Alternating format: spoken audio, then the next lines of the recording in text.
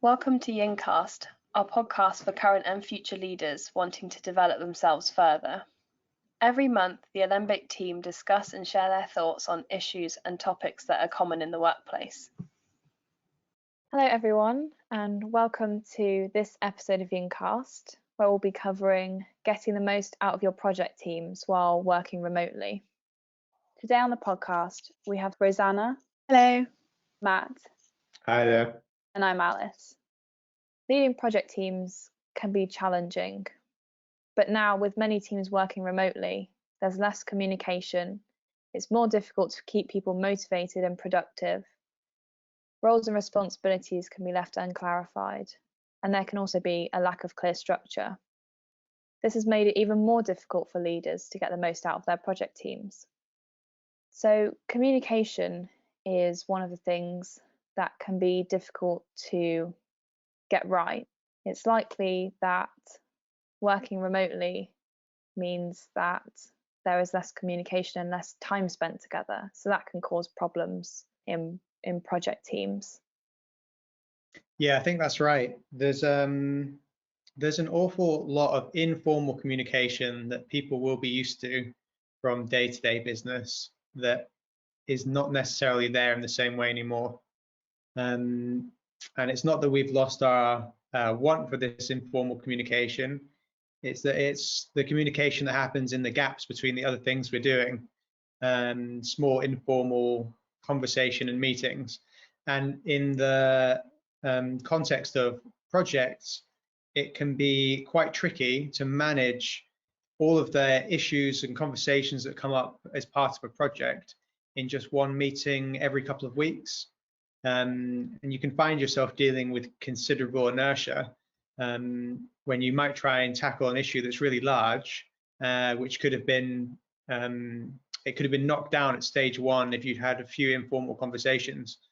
So there are definite gaps when it comes to working remotely in your informal communication pathways. And there are things you can do to try and bridge those gaps. I know at Alembic we try and put some time together for working in the same space. So we might jump on a Teams call and work on a project that we're all working on, which opens the lines of informal chat, or even just having a Teams chat group, so everybody can informally chat and you can see what other people are talking about. There's heaps of things to do. I think an important point is just taking the time to consider how you might set that up and really what the benefits could be. Yeah, I completely agree. I mean, communication has always been one of the biggest issues or problem that people want to solve in projects. It's something that comes up time and time again for us as facilitators, is something that people want to improve on. And I agree that the remote working sort of hinders that informal or spontaneous catch up and the idea sessions. So I think it's really important just to think about, as you embark on a project, actually how much time have you set aside as a team to collaborate on this. And it's always easier to put time in the diary, and then if you don't need it, give yourself that time back, than fight with diaries to sort of squeeze more time in. And I think it leads into, the structure of a project. Obviously, the start of a project is all about, what's the problem we're here to solve? What are we trying to fix? What's our outcome? What's our objective? And I think I always like to emphasize that as a really important part of the project, making sure that you've ID'd the problem or the project and that everybody's clear on what you're trying to achieve. And so you're kicking off in the right way and spending time to do that. And I just think that's really important, particularly remotely, where you can get that confirmation and that feedback from the team that we're all working on the same thing and we're all really clear, so you can set off week one in the right place. So just carrying on from that then, thinking about structure, one tool that we do use is called the 8-week cycle. So just to briefly touch on that, it sets out the length of a project, so 8 weeks. That's because this is the best length of time for a project to occur. Any shorter, then you can't get enough done in that time. But any longer, then it's likely that motivation starts to dip, and we don't want that. We want our team engaged, and we want them excited about the project and working as best they can. So the 8-week cycle just helps to break down into 8 simple steps how to put together and run a project. So we do find it useful, and our clients do find it useful to use that just as sort of the bones, really, and building around that. So it might be good for you just to think about, what is your structure? What structure do you currently have in place, if any, when you're running project teams? And is that working for you right now that most teams are working remotely?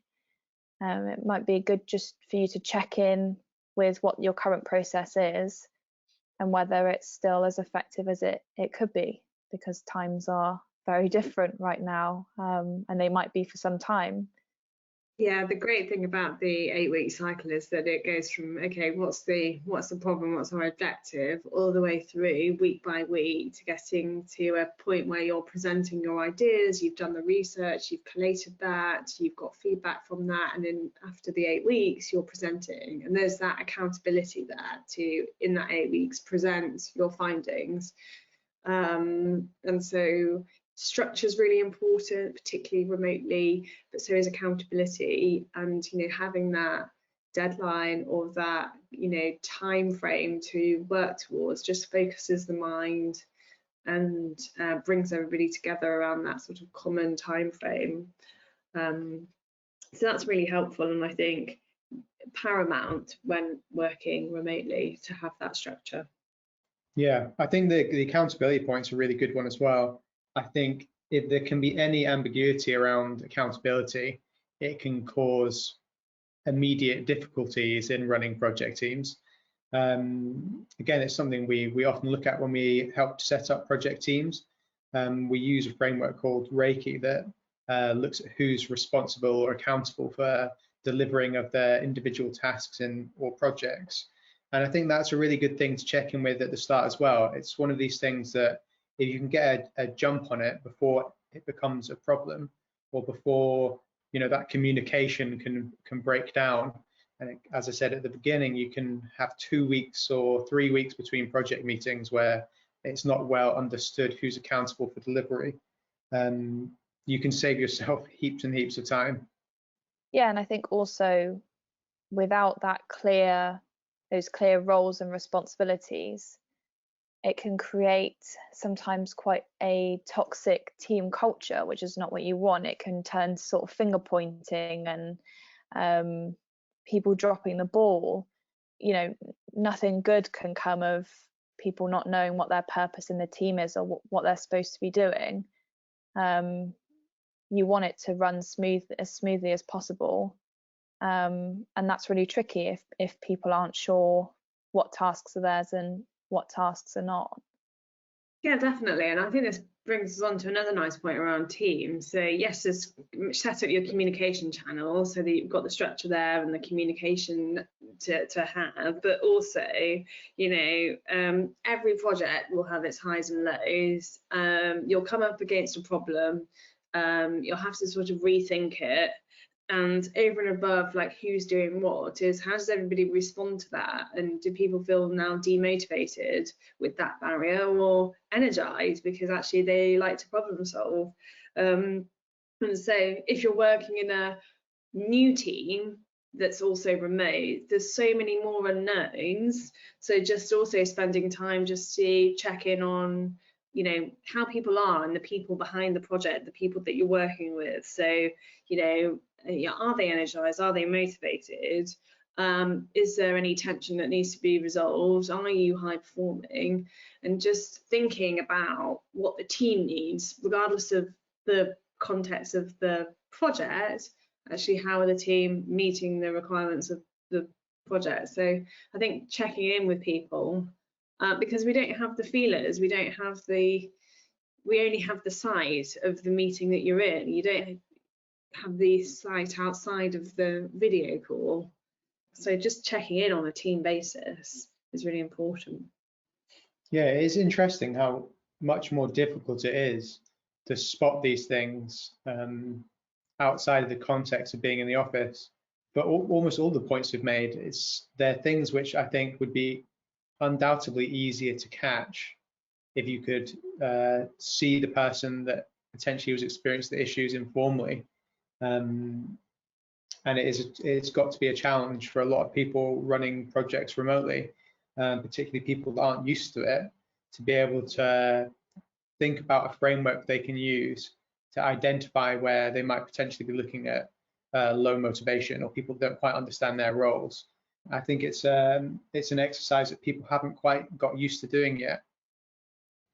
I suppose the only other thing to add is around how teams collaborate, and what tools are out there to work on things together. And so obviously a part of a project is coming up with ideas and solving problems, and ordinarily we as a team would use a whiteboard for that, but there are some great tools out there, Miro being an online whiteboard that really helps bring teams together in an online forum on an online whiteboard. So instead of looking at lots of faces, you're actually coming up with ideas, collating ideas and putting post-its on a virtual whiteboard. And I think that I've seen a really positive way of working virtually with these online tools, where it replicates the collaboration, the ideas. You can see in real time what people are writing and what their trail of thought is, and you get a really nice visual document at the end of it that everybody can see. And I think that's really helpful because it replicates probably how people would approach a project in real life. And so there's some amazing tools out there. That the tool is called Miro. So, but there are other ones out there that you can use that I think are just as good. So to summarise what we've covered, we spoke about communication and how informal communication between meetings, I guess water cooler moments, have largely been lost due to working online. It can be really difficult to manage communication with project teams, so try and put some time together for working together. It's as simple as setting up a Teams call or whatever channels you use. Just create those open lines of communication for informal chat. And it's also about setting aside time to collaborate. And Roseanna mentioned a great tool that we use called Miro. So just put that time in the diary. You can always take it back out again, but it's important to book in that time to spend time together.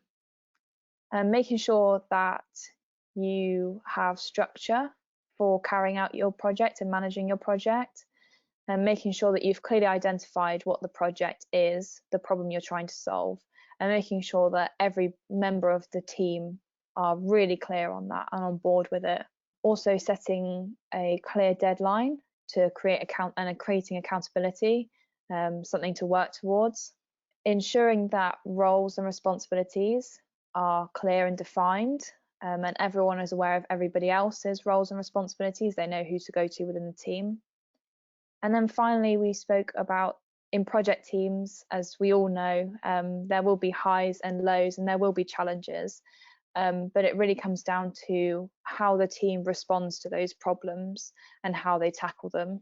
And finally, just on the motivation point, making sure you take time as the manager or leader of the team to spend time checking in with each member of their team, the people behind the project, as Roseanna said, making sure are they motivated, are there tensions within the team, what does the team need?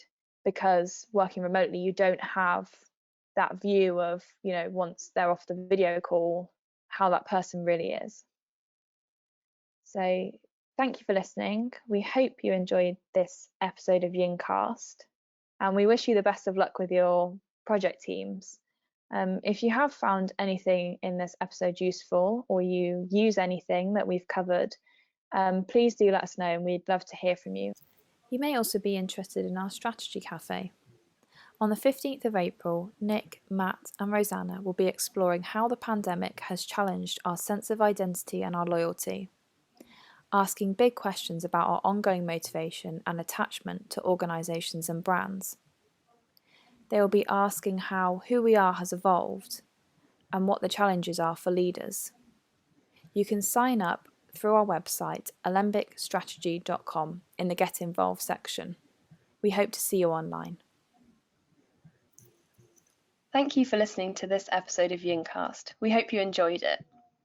To get the heads up on future podcasts, you can sign up to our mailing list through our website, alembicstrategy.com, in the Get Involved section. If you enjoyed this, then you might also be interested in our other events. You can sign up to our newsletter for updates on our latest events and articles. Also, look out for Strategy Cafe, our regular leadership webinar, where Nick, our MD, interviews prominent leaders.